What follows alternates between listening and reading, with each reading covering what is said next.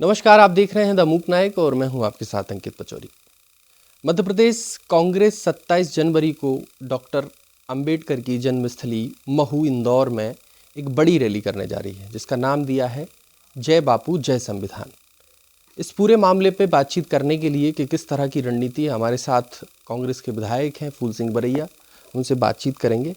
किस तरह की रणनीति है, आखिर क्यों जय बापू जय संविधान, जो बाबा साहब की जन्मस्थली है महू में, वो 27 तारीख को कांग्रेस एक बड़ी रैली वहाँ पे करने जा रही है।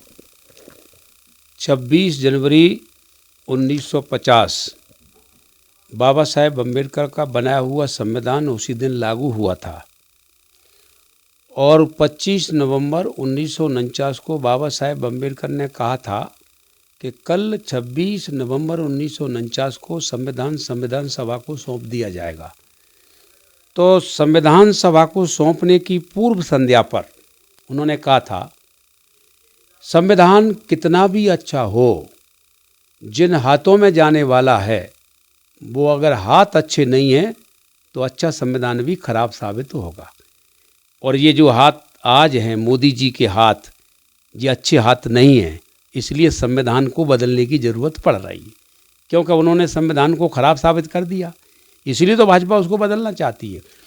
तो संविधान को भारतीय जनता पार्टी बदलना चाहती है, तो कांग्रेस पार्टी खड़गे जी, राहुल जी के नेतृत्व में संविधान को बचाने के लिए पूरे गांव-गांव, गली-गली हम जाएंगे, कहेंगे संविधान बचाना है।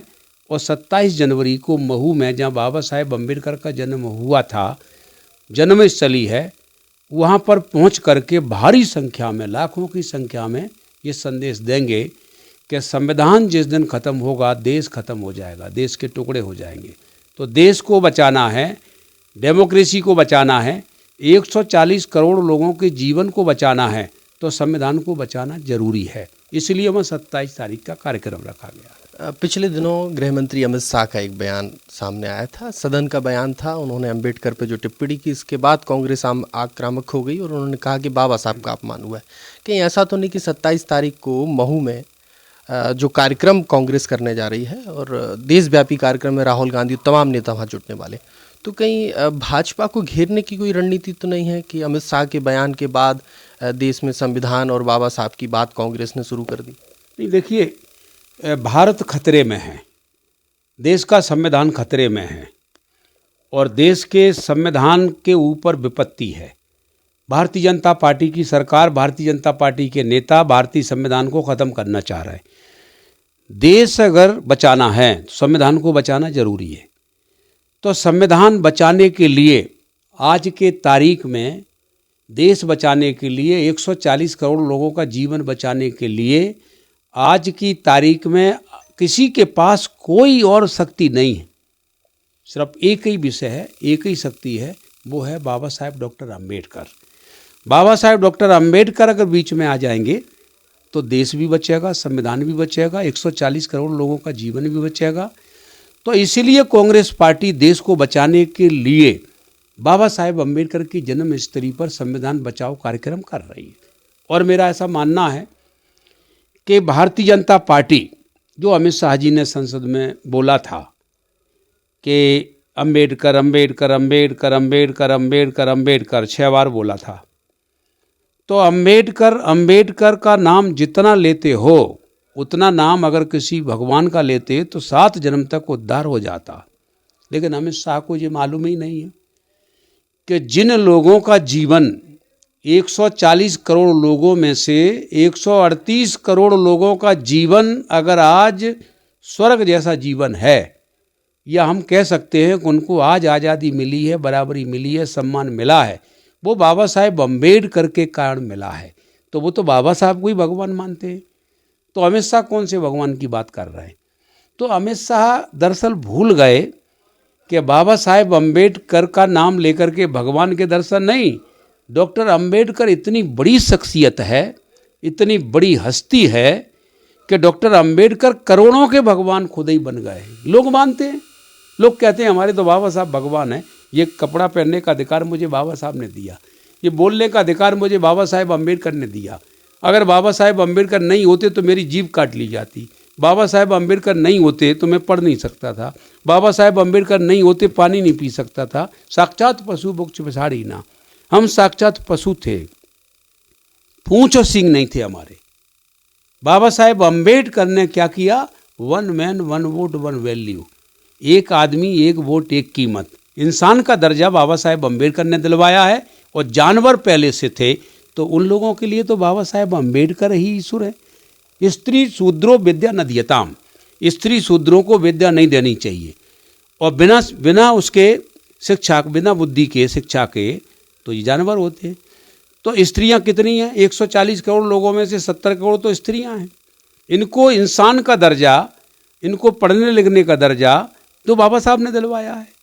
अब पिछड़ी वर्ग के लोग हैं, पिछड़े वर्ग के लोगों का बाबा साहेब, पिछड़े वर्ग का बच्चा कभी कलेक्टर बनेगा या बन रहा है तो बाबा साहेब अम्बेडकर की वजह से बन रहा है।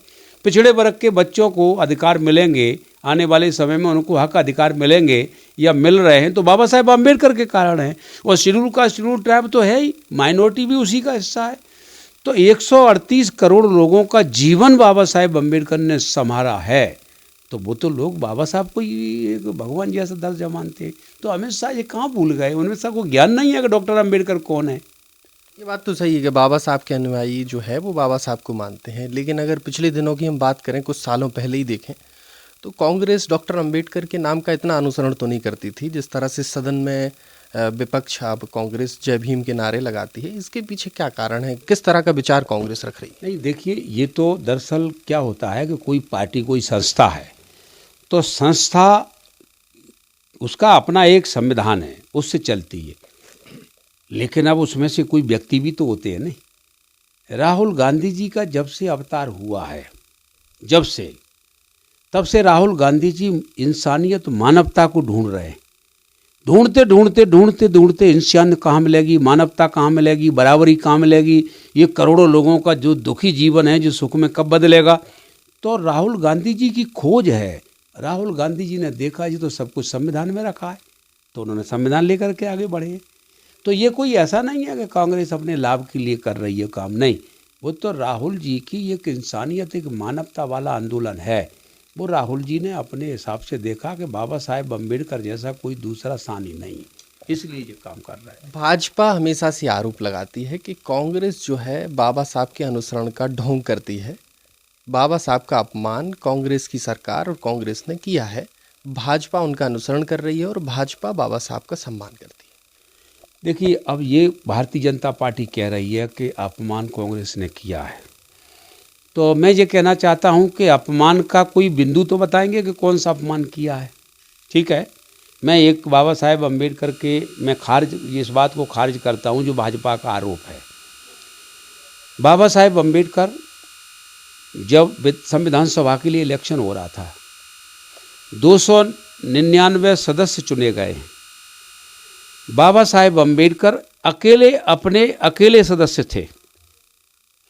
तो 299 सदस्यों में से एक सदस्य उस समिति का चेयरमैन बन सकता है क्या?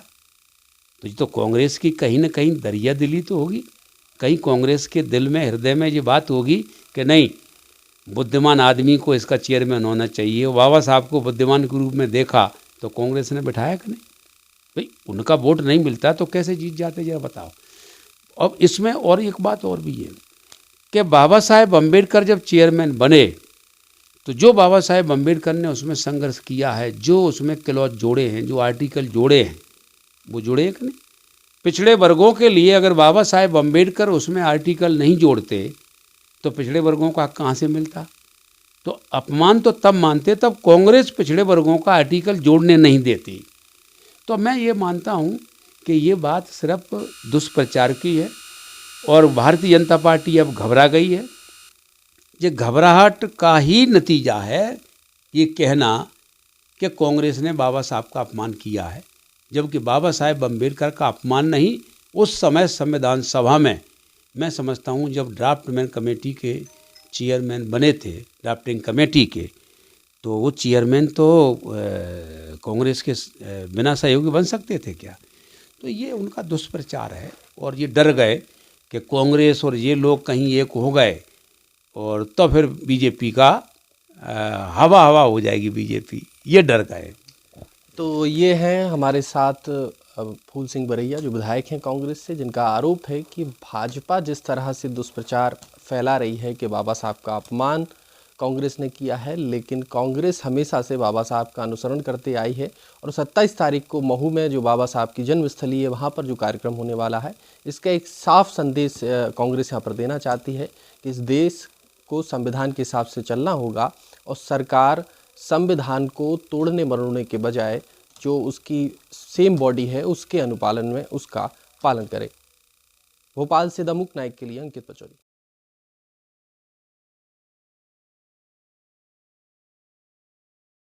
द मूक नायक जनवादी पत्रकारिता करता है। यह संविधान, लोकतंत्र और सामाजिक न्याय पर चलने वाला चैनल है। अगर आप भी चाहते हैं द मूक नायक हमेशा हाशिए पर खड़े लोगों की आवाज़ बुलंद करता रहे, बेजुबानों की पीड़ा दिखाता रहे, तो सपोर्ट कीजिए। सपोर्ट करने वाला लिंक आपको स्क्रीन पर दिखाई दे रहा होगा। साथ ही डिस्क्रिप्शन में जाकर भी आपको ये लिंक मिलेगा, जहाँ पर जाकर आप हमें सपोर्ट कर सकते हैं और हमारे काम को आगे बढ़ा सकते हैं।